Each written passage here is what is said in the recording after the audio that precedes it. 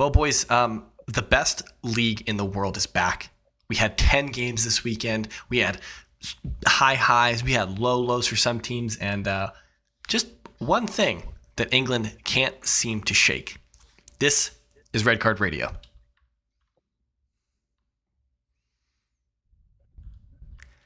Good morning, good evening, good afternoon, whenever you're listening from. Thanks for tuning in. Red Card Radio is a weekly look at the Premier League from three friends who support different clubs. My name is James. I support Arsenal Football Club. With me tonight, that is Brad. He supports Chelsea Football Club. And down below, that's Sean. He supports Tottenham Hotspurs. Boys, how are we doing? How is everyone feeling after one weekend of football? It feels like we got two victories this week, but 1 point. 2 victories, but 1 point. I'm feeling absolutely great, Joel.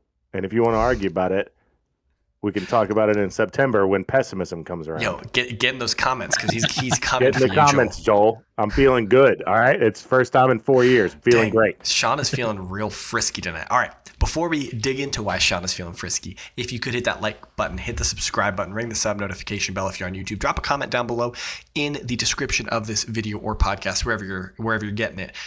Join our Discord. Fill out the sheets of integrity. We have those open until 24 hours after the transfer deadline closes. So we're thinking like September 2nd-ish, I guess. And hit us up on Twitter, do all those things. Follow Brad on Red Card Radio Instagram because he's doing things over there. Apparently stickers or something. Doing giveaways or something over there. Something that caused Sean's head to explode. But anyway, Let's dig into those comments from last week. We had 2 that we want to focus on. So Jimmy has a question for you, Brad. Brad, What are you smoking? It's going to be 0-0 like it always is. Hey, look. Apparently both teams improved this year, okay? Because it was 1-1. Ooh, that's like... Ooh, that's 100%. That's 200% increase on goals. It was even back to your cup game 2 years ago. Your League Cup game went 0-0 to League Cup, to FA and it Cup. was like to the 11th penalty taker because it was the goalies. Yeah, because Kepa skied it. Yeah, it was to the 11th. It was to the 11th penalty taker. Yeah. It's insane how mirrored you guys are. Yeah. So, I mean, he's not wrong. He wasn't. It's my Chelsea optimism. But I called the amount of goals. I said 2-0. You didn't call something else. Something else slipped through your figures. Oh yeah, it was the prediction for the Newcastle scoreline, which we'll get into that in a minute. Really thank you guys for those comments. And the last one that we got is from our boy Jake. Jake says, "It's time for the return." And he couldn't be more right. So let's dig into these Premier League scores. All right, guys, a little bit different this year. We're not going to just hit you with 1,000 scores right away. If you want to see the scores for the games that we're not specifically covering, they're in the ticker tape. It's starting fresh right now. So it's starting off with the Friday game. It's Burnley, Manchester City. You can see that at the bottom of the screen. See the goal scorers. Big ups to Sean for getting that in there for you guys. So I think, Brad, you said you wanted to start with the Arsenal Forest result. Is that correct? The Chelsea guy wants to start talking about Arsenal? I did. Well, I was doing chronological order. Are we also doing point total? Highest up in the league position total? Oh, here? Is that how we normally do this? That is how we normally do this. It's how we used to get down. So I mean, it actually works for the bolded order. Oh no, it doesn't. But that's because United are scrubs. Technically, Newcastle are top of the table. Yes, but our teams come first. Our teams come first. We're selfish. Who are those Newcastle people? We are selfish on this podcast. We talk about our teams first. Right. Fact check. All right. So Arsenal got off hot. Saka had a wonderful, wonderful goal. That's an amazing left foot. What are you like wringing your hands for, Sean? Sean, do you have a statement here? That's a 6 out of 10. Any Premier League right winger can make that shot. You sound like Mark Goldbridge on Twitter, who was like, Dean Henderson would have saved that. This man is out here just like peddling his players that aren't wanted at United anymore. Get out of here. That was a worldie. That's not a worldie. It's from right outside the box, and he put it to the side net. with his predominant left foot. Curled it around Matt Turner. Okay. Now the other goal, I think Matt Turner should have saved. Salah's doing that 10 out of 10 times. That's all I'm saying. Well, let me defend Matt Turner here because Nketiah shoots, it's deflected off of the Forest player, and it just goes barely above Matt Turner's leg. Like you can't fault a goalie for not stopping a deflected shot. He actually almost got it. Exactly. His hand was right there. Exactly. Off the deflection too. Exactly. So you can't fault him for it. But at the end, it felt like the second half Forest kind of grew into this game here. They got one goal, and to me, as a non-fan watching, it felt tense. It felt tense for Arsenal at the end there. What say you? So what I'll say is Joel texted us after Forest scored and he said, I would do a British accent, but I can't. He said, "Are you nervous, James?" No, I wasn't nervous. Arsenal were always getting all 3 points. Sure, we gave up a garbage goal. It was off of a corner counterattack. We did so poorly tracking the runners. And it was really bad. So no, I was never nervous about dropping the points. What I will say is, it was a good first 45 minutes. We played really well in the first half. We did not play really well in the second half. And that came to bite Arsenal at the end of last season. So is it kind of like, is the pattern repeating itself? I don't think so. It's the first game of the season. You get the 3 points, you get out. What I will say, what makes me have optimism about this performance is we weren't great. It wasn't like we were at the top of our game. Like, we have levels to grow to.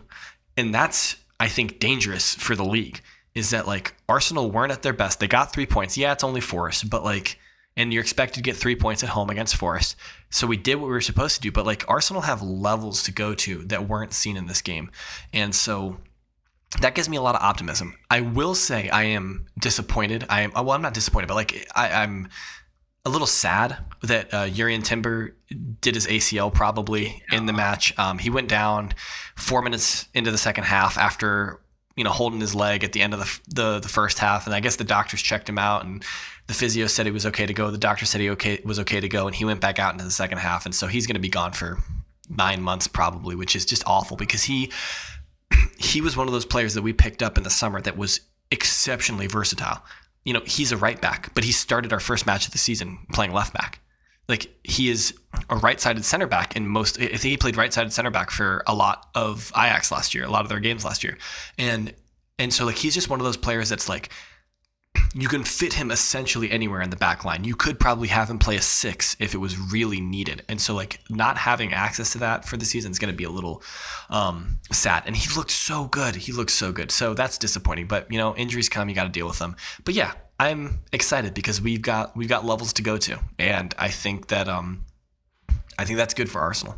So the weekly question though now gets asked to you. I forgot about this question. Are you happy with Kai Havertz and his non-position? Kai Havertz had a great game. There's a lot of forced criticism of Kai Havertz in this match. So I don't have the specific stat sheet in front of me, but he played very well. Like I don't. Like, if you look at the way that we played, the majority of our attacks go down the right side between Odegaard and Saka. That's where like the majority of the attacks go. And so the left-sided 8, like the Xhaka role, which Kai Havertz is coming into, he's not always going to see a lot of the ball. I mean, I think that's maybe a disservice to Martinelli because Martinelli is a man, like he's a beast. But like, no, if we win every game and Kai Havertz doesn't score a goal, I don't care. Like, what does it matter to me? He's filling a role, and he played well. He wasn't a defensive liability. He wasn't an offensive liability. He was involved in the play when it came over there, and maybe he's not as like ball control. He's not like Odegaard, right? So he's not like ball controlling, dribble with the ball, things like that. But he's an imposing presence on corners, on free kicks. Like, he defends corners really well. So like, no, like, I think a lot of Chelsea fans want Arsenal fans to be like, oh, Kai Havertz had a stinker, but he was fine. The criticism of him in this match seems really forced. So if you want to ask me that every week, you can, but it's going to become It's going to be the weekly question. It's going to become very obvious who's trying to push that agenda. I don't think so, because I think as time goes, it's going to be interesting. I think it was smart that he did not play striker. I think that was the best situation. I think that was the best position for him to play on your team.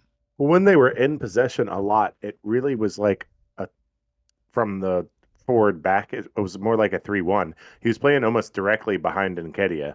Oh, for a lot of times, yeah, he was, yeah. For a lot of times, and then Odegaard would move back and forth as the 8 instead, versus him being the 10, which sits behind the front line. So it was kind of reversed, unless that's how they intended it, that Havertz would be the 10, and Odegaard would float behind him. But that's how it viewed on the field as I watched it. So if you check out /r_gunners the Arsenal subreddit, there's a Kai Havertz heat map that you can check out, and he was all over the park on the attacking left side and into the middle. This is not a criticism of Kai Havertz, what I'm about to say, but I would like to see Emile Smith-Rowe get more playing time in that left-sided. Could you imagine having 2 ball-retaining 8s who want to dribble with the ball and take on players in Smith-Rowe and Odegaard on both sides of the pitch? Like against Luton Town, let's say, against Sheffield United, against the teams that you're supposed to beat. That makes a lot of sense. I would really like to see that, because that would unleash Martinelli a lot more. In the same time that Saka gets released because of Odegaard, I think it would release Martinelli a lot by having Emile behind him. I think that would be a lot of fun. But you'd also have to against Forest. Yeah. Well, it just didn't. It is what it is. Let's move on. Let's talk about this Newcastle Villa game. Newcastle currently sit atop the Premier League table because they won the game 5-1. A little context for you listeners. If you guys tuned in last week, Brad wanted to predict the scores of this match. I did. And it looked the spiciest, but it was not. Sean predicted that Aston Villa would win the match 2-1. Brad suggested that the game would end as a draw 1-1. Only I was bold enough to pick Newcastle at home against Aston Villa, and Newcastle won the game 3-1. Or that's what my prediction was. That was my prediction. They won 5-1. So I was slightly wrong. Can we rewind the tape where he says they're gonna draw, but to be different, I'm gonna put Newcastle winning. Hey, because he was the last one to go. The rundown. So had he gone first, I would have said Newcastle's gonna win, so that we're all different. Guess you weren't bold enough, Brad. You gotta live boldly. Boldly. Gotta live boldly. Okay. I live boldly. I live for boldly. Oh, gee. Can we end the podcast now? Shout out to Dos Equis. Yeah. Please sponsor our podcast. Yeah. info.redcardradio@gmail.com. We'd love to hear from you. I think the big takeaway from this match is Newcastle looks good.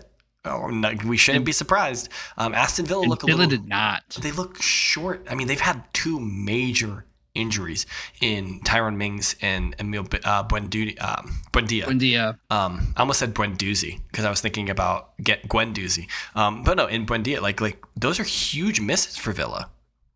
Yeah, Mings getting hurt is huge. Mings didn't look good either. That looked like that's probably a full season. He's out. Oh yeah. And I think Buendia did his ACL as well. I think they both did major ACL things. Did you have Tielemans, Coutinho on the bench? So I think you can fill in the Buendia spot a lot more than Mings. I think Mings is a huge loss. I don't think Buendia is as big a loss. Yeah. So unless I know it's a different player. Never mind. What were you gonna say? I was gonna say unless you're still thinking about Buendia, but I don't think that was the player that. No, that was the player that chose Aston Villa over Arsenal. Wasn't it? Yeah, but you know what happened? What? We signed Martin Odegaard, so choose Aston Villa all you want, baby girl. I don't care. I'm so much happier that we have Odegaard. Newcastle just destroyed Aston Villa's right side. Konsa and Cash were just ate alive. I felt like every single goal came from the left, pass to the middle to Isak, goal. Isak looks like he's a player. Isak is a baller. Is he the guy who's going to finish second in the Golden Boot this year? Maybe. I think there's a shout. Maybe. This Newcastle team might have more goals in it than it did last year, and Isak. But does he play every game though? I mean, he should. Kalen Wilson is right there. Kalen Wilson came in and scored. Wilson's a bum. I mean, he's not a bum, but like he's not as good as Isak. Isak was injured for a large part of last year, so he probably would have had this goal production had he been in the squad for. Uh, I think he got injured around October or so. Um, but yeah, who didn't I pick Isak Golden Boot in the sheets? No, You picked Harry Kane, didn't you? Your Golden Boot Oh, is. I'm out. I'm out. I put Kane. Yeah, Your you're way Golden out. Boot. Well, hey, you have a chance though, because he might win in the Bundesliga. That doesn't count. I really wanted to go Isak just to be different, but I didn't. You were covering your bases because you picked Bayern Munich to win the Champions League with Kane, and you also picked Kane to win the Golden Boot. That's right. You were covering your bases. I think it's good for Newcastle. I think more results like this, and you really start to believe again that Newcastle are probably capable of making a run. Now it's going to be dependent. Like it's going to be interesting to see how they fare in September and October, November when those Champions League group stage matches are happening. They have. But I also feel like when he went out, that was their stretch where they drew like 8 in a row. Where I feel like Isak went out and then they drew blank amount in a row. I remember pointing it out on the podcast last year that look at him. I was like, they're in 7th or 8th, and I'm like, look at him hanging around, and it's just draw across their recent form. Which one of y'all two want to go next? Should we do Spurs or should we do Chelsea? I want to see Sean respond to the group chat, Joel. Yes. No, that's fun football to watch, man. We had 70% possession. We were peppering the goal. Like that's something I haven't seen ever in 4 years. It's fun. Yeah, ever. Yes, that's fun. So, yeah, Joel, stick it. It's a 2-2 draw, all right? We had a penalty that probably was a really light penalty. Other than that, we win the game. The goals were good. Unfortunate for Romero. I agreed with the decision to bring him off. If you see clips of him after the goal, he clearly took a knock on his head. He's glazed over. He's in the scrum, but he's just like staring into the distance. And I think the players noticed in motion to the sideline of like, this guy's not right. I really appreciate what Postelakoglu said after the game. He's like, look, like, I if the doctors say something, who am I to dispute it? Like, he's like, I need you to shut up and just listen to the doctors. Like, his comments after the game about that were really admirable. Yeah. And his eyes look glazed over. I know Romero wasn't happy with it. He'll probably be on the pitch against United. Hopefully, who knows? Concussions are a fickle beast, but crossing your fingers, he'll be there. But he definitely took a knock. I couldn't tell if it was on the ball, a knee, a post. I don't know. The views I had of it weren't conclusive of what he hit his head on, but it was something. But it was good. It was unfortunate. I'm not happy with a draw. It was unfortunate to get a draw. I am very happy to see how we played though. And by the way, Basuma was giving me Dembele vibes from 7 years ago. Like I'm talking could be one of the best center defensive mids in the world. He is silky smooth. And then once he evades his defender, he just distributes effortlessly. It's very much like Moussa Dembele. So I'm excited to see that. Also, Conte is a terrorist and deserves to be jailed for keeping him on the bench. Because if this is what he was hiding on the bench, what else was he hiding on the bench? Let's get other players out of here. Wasn't he hurt? He was hurt for a good chunk of the fall. Then he just wasn't in shape after that. Hold on. And also, you got to remember, Højbjerg last year is better than Bissouma last year. I don't know. Like Conte's a terrorist. The reason why Bissouma's playing right now is because Højbjerg wants out of the team. If Højbjerg didn't want to leave Tottenham, Højbjerg would have started this match. The problem is that Højbjerg wants to get the hell out of North London. At least the lily white side of North London. He wants to go somewhere that's not Tottenham. And so if Højbjerg was bought in, he would have started. Even you think that, Sean. Hold on. Even you think that, right? Bissouma's better. Oh. By the way, Klopp, I heard you're looking for a center defensive mid. We've got one on the clearance rack. That's not a bad thought. No, he is Really not. He is an ex. Klopp requires a high work rate. Pierre Højbjerg is a workhorse. He is just an engine. He will run for the entire 90 minutes if he has to. Yeah. It is round peg, round hole for Klopp. If he wants it, like, just come get it. It's probably what, 20, 25 million, 30 million. Everybody knows he wants out, so like we're not getting a King's Haul for him. I mean, Brad, what's the transfer market on Højbjerg? Pull up that transfer market. Yeah, I don't know why Klopp's just so. I'm assuming Klopp's making the decisions around there. Like, just come get Højbjerg. Come get Tyler Adams. Both of them are engines. They've got to be working on something behind the scenes. They need to get some sort of midfield depth at Liverpool. They have to have a Fabinho replacement. 45. Yeah, 45. So Liverpool come in with 30, 35. Tottenham are taking it all day. I think so. But speaking of Liverpool, let's do it. They took 2 L's this week. They didn't take a single L this week. Oh, they took a draw. You're right. Yeah. Okay, so Brad, this is my question to you that you suspiciously ignored in our group text this week. Yeah. You said that you were happy with this draw. And my question to you is, make this make sense. Brad picks Chelsea to win the Premier League and then is happy about a draw at home against anyone, like just against Liverpool, but like Liverpool that's depleted. Either way, like you can't be celebrating a draw at home against anyone if you have title aspirations, right? It's not an L. And we grew into this game. We played really well. We showed what this team can do without Caicedo. At least you didn't lose. You're right. Yeah, that's a fair point. I don't think Liverpool gets their first goal with Caicedo in the middle.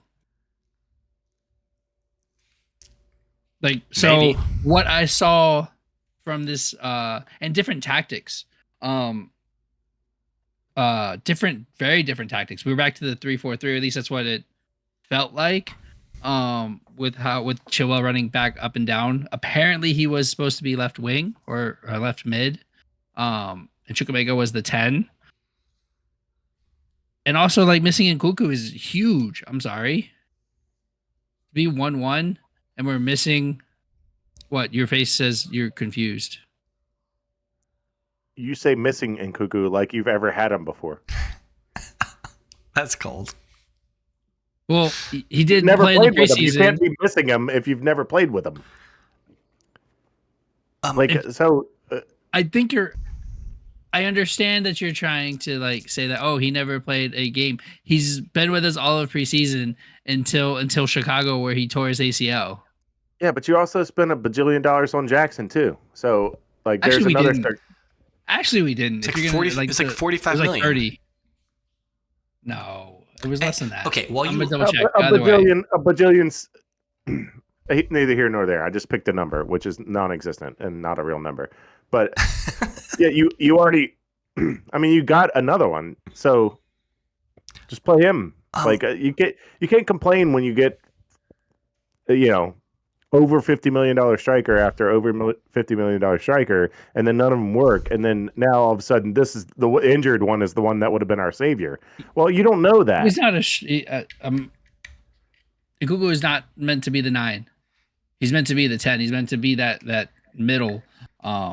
Okay, so who would he have replaced on the field? Chukwuemeka. That's a good question.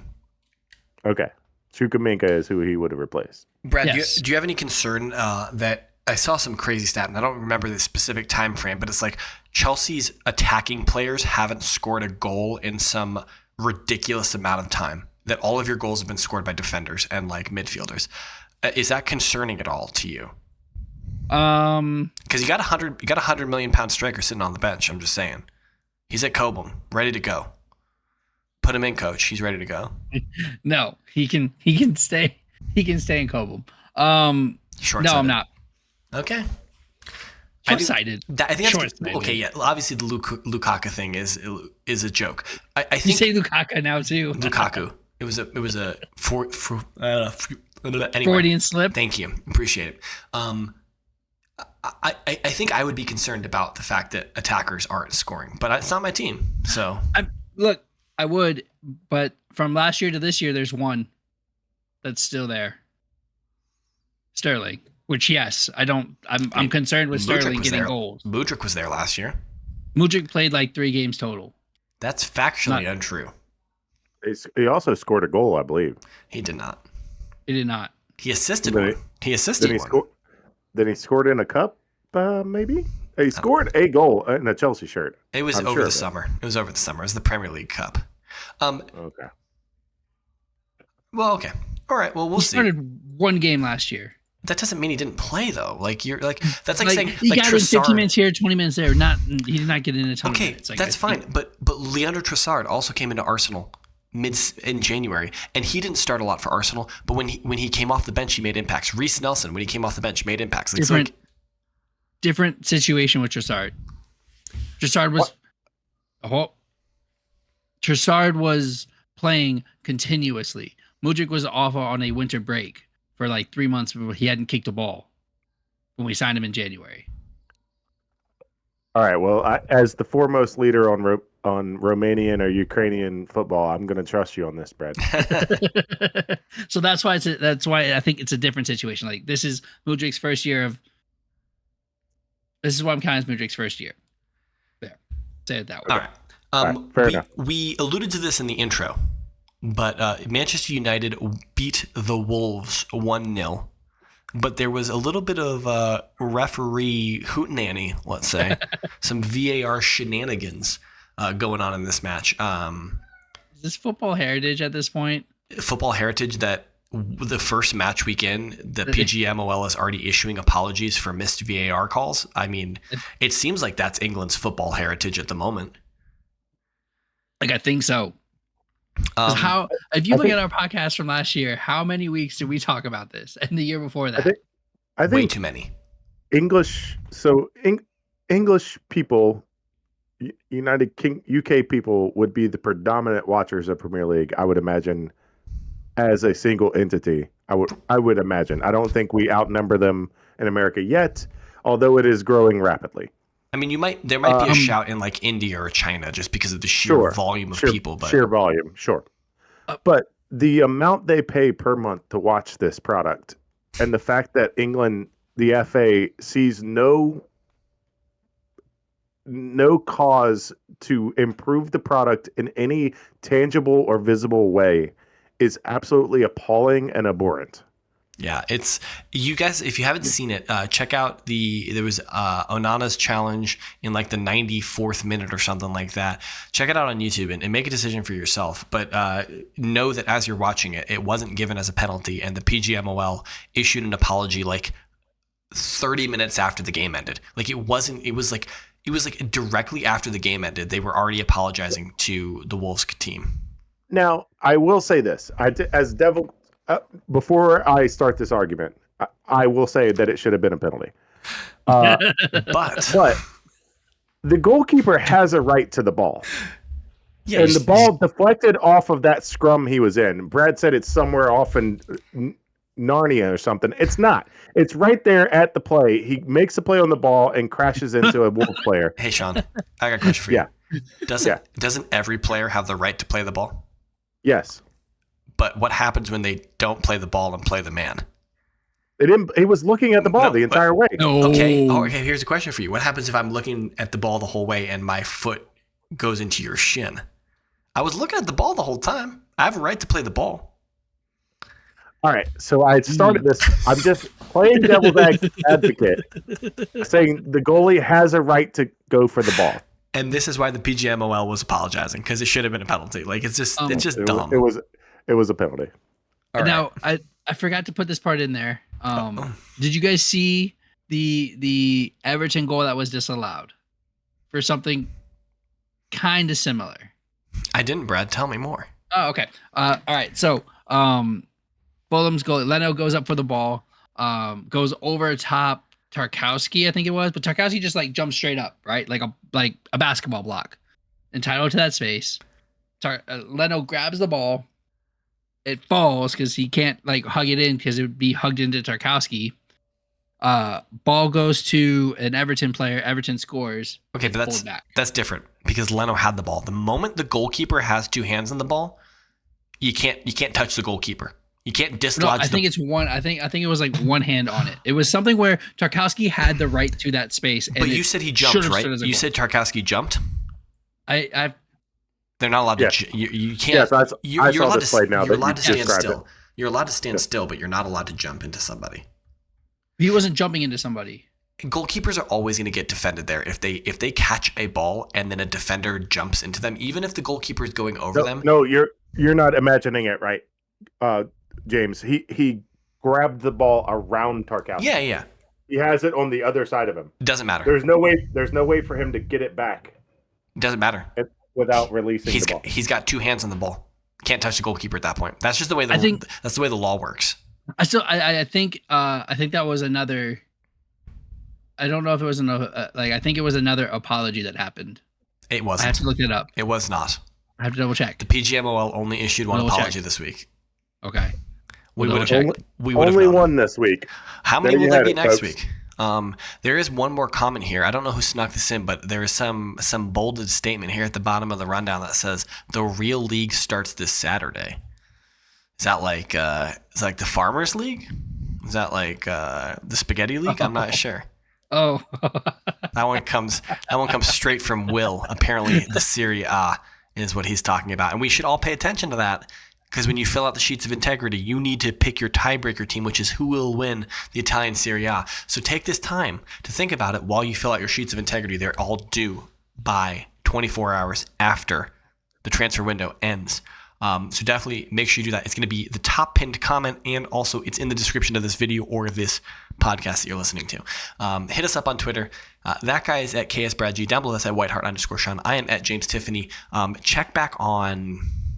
I don't know what the release schedule is this week, Thursday or Friday, whenever it's going to get released, but there's going to be a preview episode of Match Week 2 for you guys, for your listening pleasure, later this week. But it's going to be up there, and we would love for you guys to tune into that as well. But until then, I hope you all have a lovely day or evening whenever you're listening to this.